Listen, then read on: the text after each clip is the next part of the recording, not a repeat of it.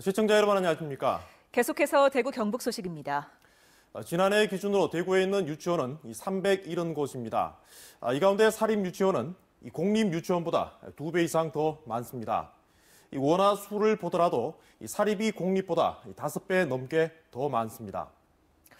사립유치원 운영 주체는 종교재단 등 법인도 있지만 대부분은 개인입니다.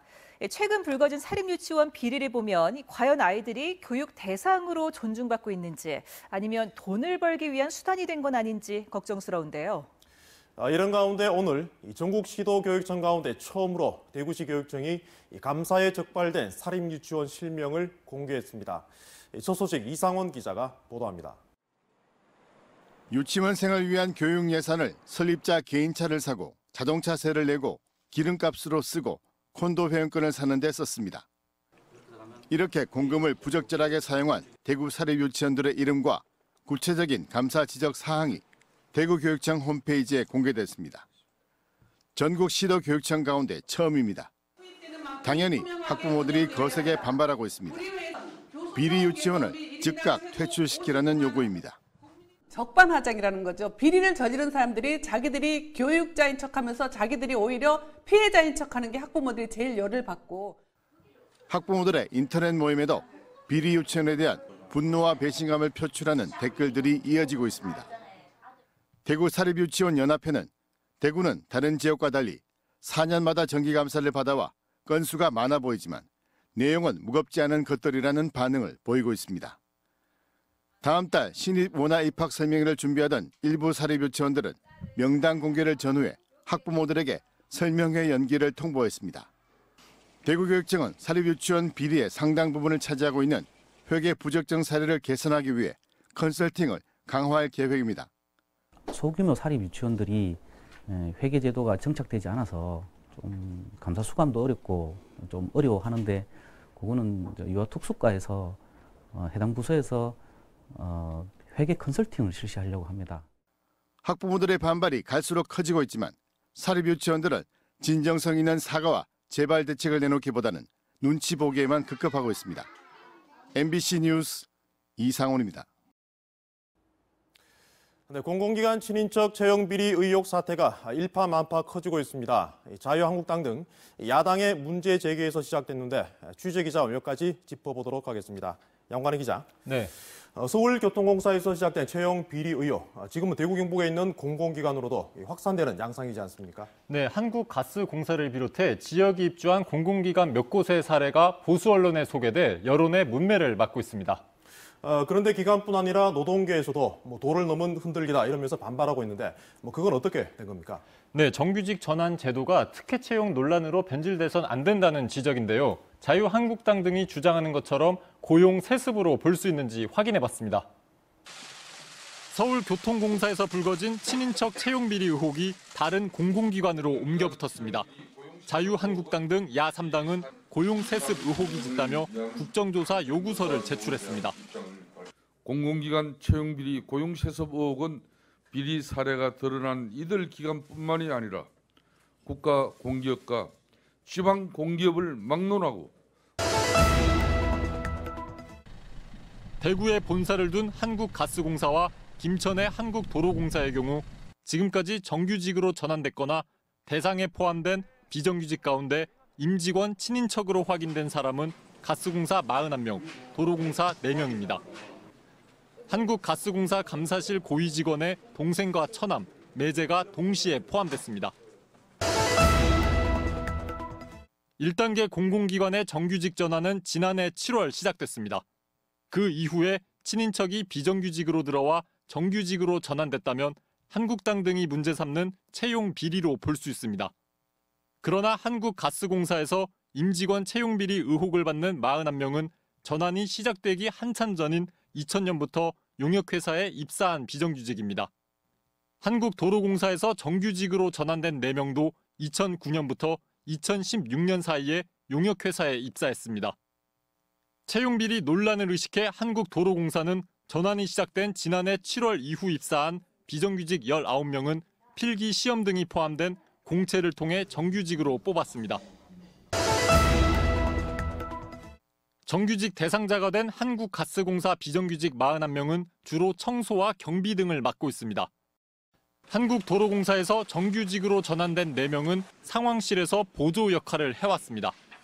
본사 정규직종과는 다른 일입니다. 한국가스공사는 아직 채용이 확정되지 않았고 한국도로공사 4명은 본사가 아닌 자회사로 채용됐습니다. 두 기관은 정규직 전환 절차에 외부 전문가도 포함하는 등 공정성을 지켰다고 밝혔습니다. 한국가스공사는 올해 주 52시간 등의 이유로 오히려 채용을 지난해보다 2배 이상 늘렸고 한국도로공사는 평소보다 100명을 더 뽑았습니다. 정규직 전환이 청년의 채용 사다리를 걷어찼다고 표현하기는 어렵습니다. 노동계는 사회적 약자를 배려하겠다는 정규직 전환 제도가 특혜 채용 논란으로 변질해선 안 된다고 비판했습니다. 어떠한 객관적인 증거도 구체적인 사실도 적시하지 못하고 있습니다.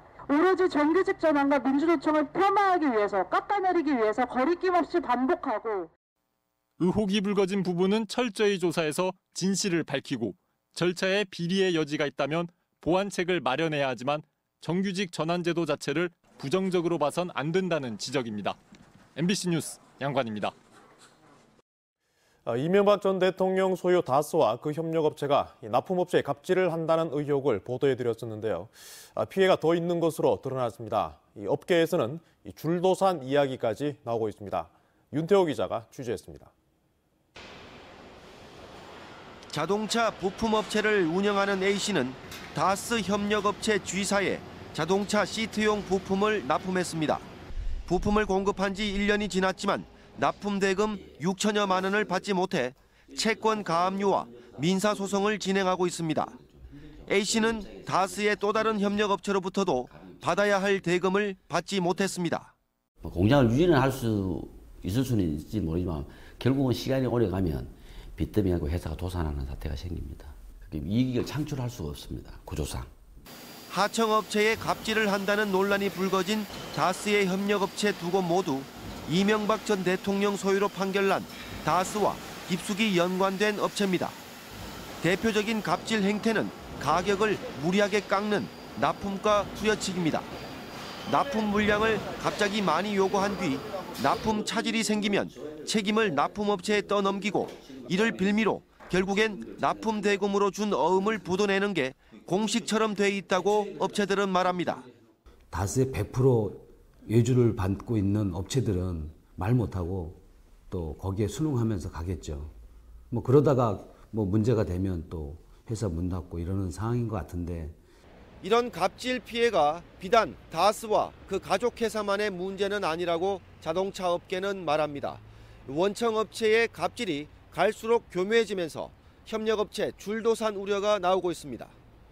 다스 갑질 피해 논란과 관련해 공정거래위원회 대구 사무소가 하도급법 위반 여부에 대한 조사에 들어갔습니다. MBC 뉴스 윤태호입니다. 정부가 태풍 콩레이로 큰 피해를 본 영덕군과 경주시 읍면 지역을 특별재난지역으로 선포했습니다.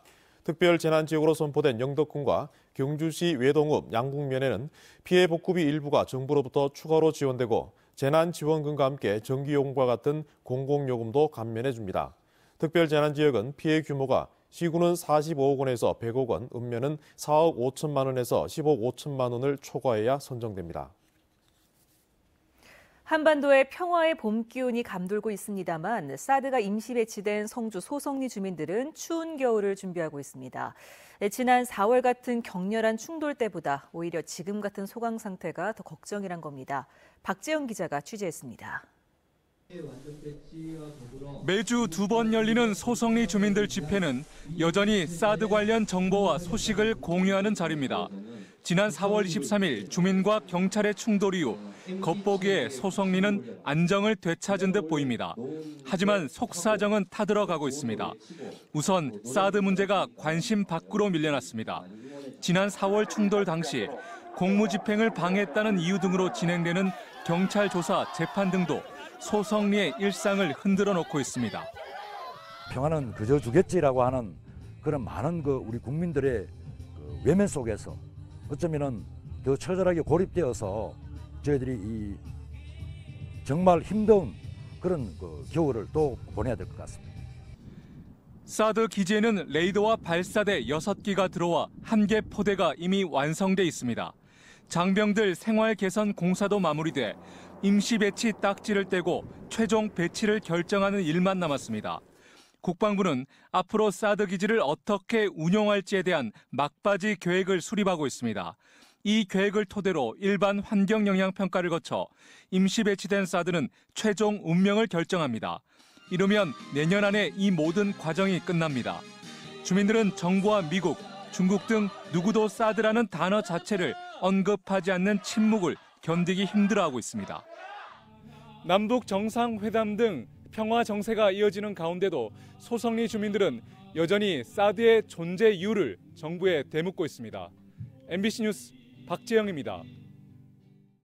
대구지검이 6.13 지방선거 당선자 24명을 공직선거법 위반 혐의로 수사하고 있습니다. 최근 경찰이 압수수색한 강은희 대구시 교육감과 임종식 경북교육감을 비롯해 최기문 영천시장과 고윤환 문경시장 등 기초단체장 12명, 배지숙 대구시의회 의장과 이진년 대구시의원 등 광역의원 6명, 기초의원 4명입니다. 검찰이 선거법 위반 혐의로 기소된 권영진 대구시장에 벌금 150만 원을 구형해 솜방망이 논란이 일고 있는 가운데 나머지 선거사범에 대한 처벌 여부에 관심이 쏠리고 있습니다.